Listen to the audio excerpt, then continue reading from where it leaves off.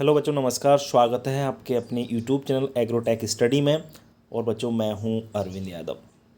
बच्चों, आज की इस वीडियो में आपके लिए 3 सूचनाएं लेके आया हूं। कितनी सूचनाएं आपके लिए? 3 सूच तो आप लोग 3 नोटिफिकेशन को पूरी तरीके से समझने के लिए आपको वीडियो तो लास्ट तक जुड़ना पड़ेगा, क्योंकि तीनों सूचनाएं मैं आपको क्रमबद्ध तरीके से दे रहा हूं।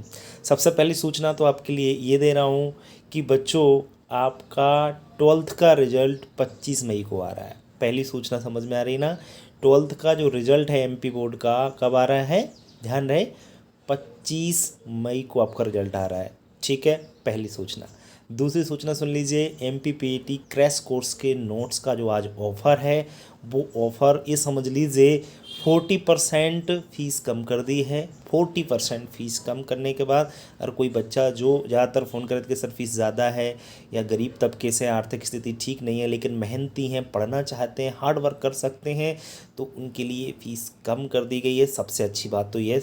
और ऑफ़र सिर्फ सीमित समय के लिए, ऐसा नहीं है कि 2 4 6 दिन के लिए ना, सिर्फ सीमित समय के लिए है। आज के लिए मान लीजिए, आज अभी तक जो डिसाइड किया गया है वो शाम 9 बजे तक है, बस 9 बजे के बाद नहीं है। और तीसरी जो मैं सूचना आपके लिए दे रहा हूँ, तीसरी सूचना भी आप लोग सुन लीजिए कि आपकी एमपीपीटी की जो एग्ज़ाम है, जो 26 नवंबर को होनी है, 26 से आपके 26 मई से एग्ज़ाम फॉर्म भरे होना है, और 11 12 जुलाई को एग्ज़ाम होनी है, उसकी पूरी सूचना सीट वाइज मैं आपको देने जा रहा हूँ। देख लीजिए आप लोग। और हाँ, एक बात और थोड़ा सा ध्यान रखें, यदि किसी को नोट्स के बारे में जानकारी चाहिए तो नंबर दे रखें, आप कॉल करके या व्हाट्सअप के माध्यम से भी आप लोग पूछ सकते हैं। अब आप लोग पूरी सूचना देख लीजिए। एमपीपीटी आज का ही ये एग्ज़ाम में आपकी कटिंग है। प्री एग्रीकल्चर टेस्ट 2023 26 मई से भरे जाएंगे फॉर्म। 11 12 जुलाई को होगी परीक्षा। नोटिफिकेशन 3 विश्वविद्यालय के 4 यूजी प्रोग्राम में दाखिले के लिए ईएसवी कराएगा प्रवेश परीक्षा। तो पूरा आप लोग देखेंगे, मैं इसको समझाऊंगा आपको, इसलिए क्योंकि सबसे पहले सीटों के बारे में 3 विश्वविद्यालय हैं, जिसमें आप दो तो आपको पता ही है, राजमाता विजयराज सिंधिया ग्वालियर और जवाहरलाल नेहरू कृषि विश्वविद्यालय आपका जबलपुर। तीसरा विश्वविद्यालय आपका जो कराता चित्रकूट में है, ग्रामोदय विश्वविद्यालय महात्मा गांधी, तो वो भी आपकी जो है उसमें भी सीटें हैं। टोटल कितनी सीटें आपको मालूम ही है। एग्रीकल्चर की यहाँ पे हम लोग इसकी भी बात करेंगे। बीएससी ऑनर्स एग्रीकल्चर की जो है ना, जेएन की भी में आपकी 90 सीटें हैं, और आरबीएस की में 44 सीटें हैं। आपको पता होना चाहिए 90 सीटें जेएन की भी हैं जवाहरलाल नेहरू विश्वविद्यालय में, और आरबीएस यानी राजमाता में आपकी 44 हैं, जो कि ग्वालियर में।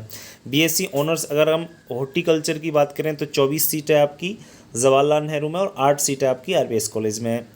आरबी इसमें है आपकी 8।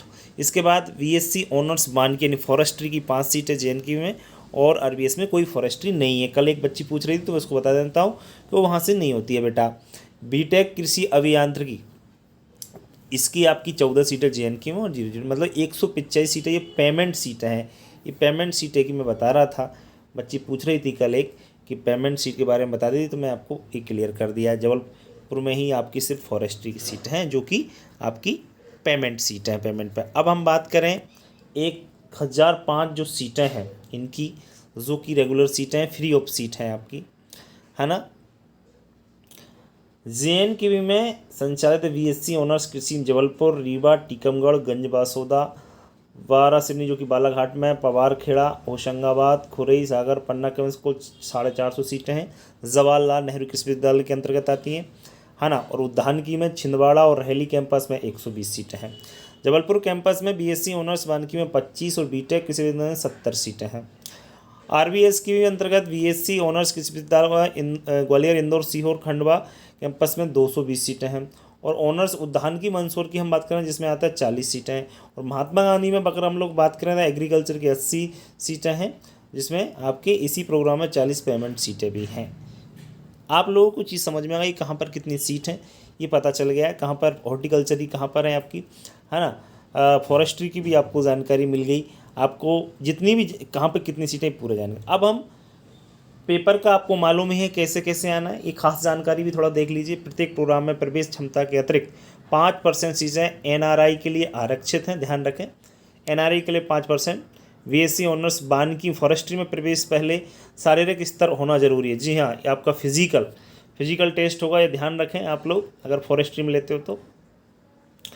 हाइट इसमें आपके लिए 162 सेंटीमीटर होना चाहिए, चेस्ट 84 सेंटीमीटर होना चाहिए और प्रवेश के लिए न्यूनतम आयु कोई निर्धारित नहीं है, आपकी आयु कितनी भी हो। तो फिजिकल भी होता है, फॉरेस्ट्री में जो जाना चाहता है उसके लिए सूचना थी। 200 का पेपर होगा, आपको पहले ही मालूम है, जिसमें कंप्यूटर बेस्ड, कंप्यूटर पे एग्जाम होना है, आपको पता है ऑनलाइन होता है प्रश्न पत्र, जिसमें 200 प्रश्न पूछे जाएंगे, जिसमें आपके physics, chemistry, maths, biology, agriculture के संपूर्ण प्रश्न आपके रहने वाले हैं, मालूम है। परीक्षा सेंटर कहाँ का रहेगा वो भी देख लीजिए आप लोग। भोपाल, इंदौर, जबलपुर, ग्वालियर, इंदौर, उज्जैन, सागर, सतना, ये नीमच, रतलाम आपकी ये परीक्षा सेंटर रहने वाले हैं।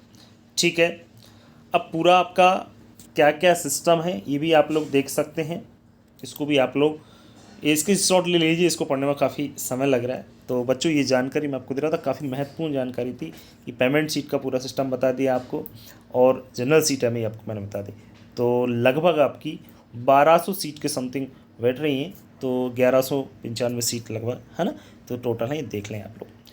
ठीक है, और हाँ बच्चे जो पढ़ना चाहते हैं, मेहनत करना चाहते हैं, उनके लिए सूचना मैंने दे दी है कि नोट्स ऑफर है आज के लिए, यदि कोई लेना चाहे ना, आपका 40% लेस है, जिसमें से आप लोग ले सकते हैं नोट। तो किसी को क्या जानकारी चाहिए वो आप लोग व्हाट्सअप के माध्यम से पूछ सकते हैं। ठीक है, पढ़ना चाहे वही लें, बाकी टाइम पास वाले ना लें, क्योंकि पढ़ना पड़ेगा, मेहनत करनी पड़ेगी, तभी सिलेक्शन होगा, अन्यथा सिलेक्शन नहीं हो सकता है। ध्यान रहे आप लोग, जो मेहनत कर सकते हैं, जी तोड़ मेहनत कर सकते हैं, रात दिन एक कर सकते हैं, वही लोग नोट्स को खरीदें, नहीं तो नया लें। क्योंकि मेरा यही मानना है, टाइम पास के लिए कोई माँ बाप फालतू पैसा खर्च करे माँ बाप के, मैं नहीं चाहता ऐसा, है ना, क्योंकि पैसे की बड़ी अहमियत है आज की दुनिया में, और फोकट का पैसा नहीं फेंक, क्योंकि वो मुझे बचेगा भी नहीं, है ना। आपका सिलेक्शन नहीं हुआ और इधर मैंने पैसे ले लिए, तो पता नहीं वो कौन सी गली से निकल के जाएगा, मैं नहीं चाहता ऐसा। इसलिए मैं तो सिर्फ ये चाहता हूँ कि आप लोग पढ़ें, अच्छे से मेहनत करें, तो वो नोट्स ले लें, पढ़ सको, और आप पढ़ें यार, मतलब मेहनत तो आप करें, क्योंकि बिना मेहनत के आप ज़िंदगी में शायद ही कुछ कर पाएँ। कोई कुछ नहीं कर पाता यार बिना मेहनत के। मेहनत तो आज हम भी कर रहे हैं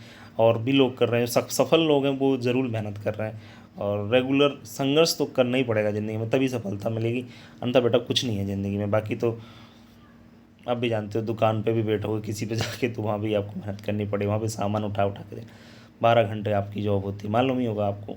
मतलब कोई भी काम करो बिना मेहनत के कुछ भी नहीं इस दुनिया में। कुल मिला के ये डिसाइड, हम 12th, अब आपका रिजल्ट 25 तारीख को आ रहा है, तो पता चल ही जाएगा। 12th पास जनरली सब लोग हो ही जाएंगे, क्योंकि जिन लोगों ने हमसे पढ़ा है वो तो कोई फेल नहीं होना। बाकी पढ़ें भैया, जो भी है, पीईटी की तैयारी 2 महीना बच रहा है, 2 महीने में रात दिन कर दीजिए, सिलेक्शन लेना है तो लेना है। ठीक है ना, उथल पुथल मचा दीजिए कि पढ़ना है भैया। ठीक है, चलिए मिलते हैं नेक्स्ट वीडियो में, तब तक के लिए नमस्कार।